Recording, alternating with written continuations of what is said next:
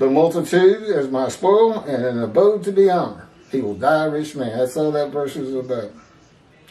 Here's the big one. 53:10. But the Lord chose to crush him by disease, that if he made himself an offering for guilt, if he did, he might see offspring and have long life, and that through him the Lord's purpose might prosper. But the Lord chose to crush him by disease. God's righteous servant will be familiar with disease and his life crushed because of the disease, exposed to death, that he is afflicted with by the power of God. The book he wrote on my life has all that in there, what that's all about. That if he made himself an offering for guilt, and that's what it says, doesn't have anything to do with guilt offering in Leviticus. Human beings being part of the animal sacrificial system, which Toby Singer teaches. It's an offer. It's an offer. An offering of oneself and soul to God for the guilt of sinning of the Jewish people. In return, it's a covenant between me and him. I'll do your fire refinement. You make me the righteous servant. I will make you suffering people in the first 6 verses, the believers. I will make them righteous. I will make them understand you're here. And that sin forgiveness is here. And it's time to get back to synagogue and have Torah written on your heart as you start studying as you have never studied before. Basically, you write the Torah on your heart, and you do it because he forgives your sins and remembers them no more. And that is so you become a holy seed, Jewish people, to build the third temple, just as the exiles were made a holy seed in the book of Isaiah, and they built the second temple as a holy seed.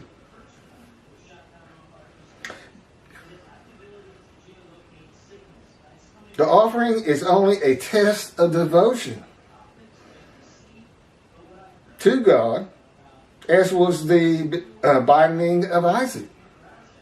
When the test of devotion, will he offer himself for guilt or go through God's fire of refinement or not? It's set before the righteous servant, the new covenant has already arrived. That's why in Malachi 3, he says, the angel of the covenant you desire has already left. Okay, he's here. What does that mean? I'm already sinless. As Elijah. And if Jesus says John the Baptist was Elijah, that means he had the covenant of sin forgiveness with him. And of course it's not true, he wasn't Elijah.